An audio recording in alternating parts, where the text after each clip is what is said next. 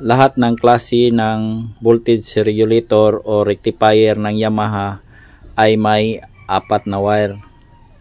Yan, apat na pin. Ito po ang kanyang voltage regulator at ito ang kanyang sakit.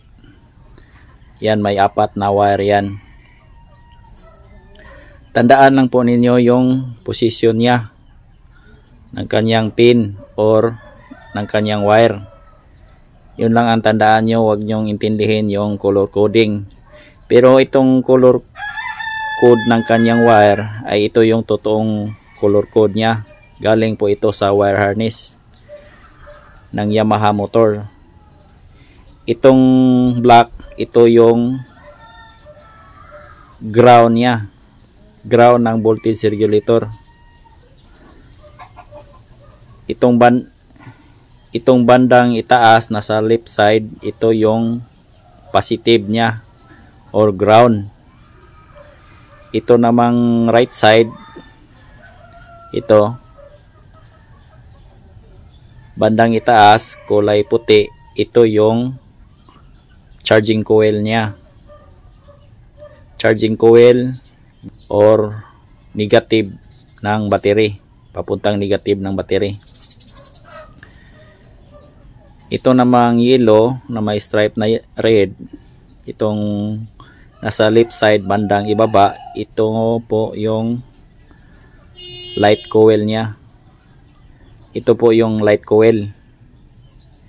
At ito namang red bandang ibaba sa right side, itong red, kulay red, ito yung papuntang positive ng battery. Ito po yung positive. At ito yung negative. Yung black, negative. Lahat ng kulay black, basta Yamaha brand, automatic ground po yan or negative. Ito namang red, ito yung papuntang battery, positive ng battery. Ito. Negative ng battery, positive ng battery. Itong yellow, ito yung light coil. At ito yung charging coil, yung kulay white. Galing ito sa stator natin. Ito yung konekta papuntang stator, itong white. Charging coil din sa stator. Yan ang papunta dito sa ating regulator o rectifier.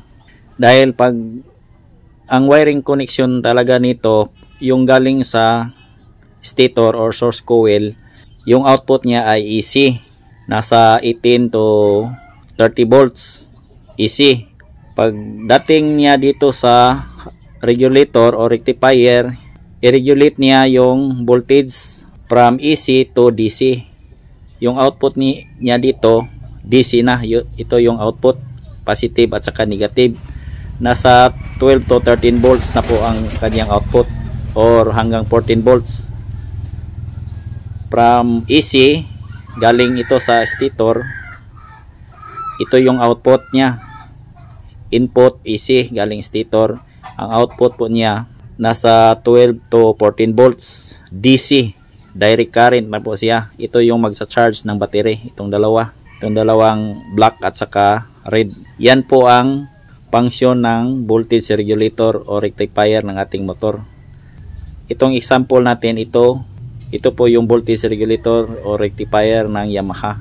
Yan lang po ang kanyang koneksyon. 4 pin or 4 wires lang po siya. Yan. Same lang dito. Yan. Wire harness po ito galing sa Yamaha na motor. Yan. Same pa rin. Ito yung kanyang sakit.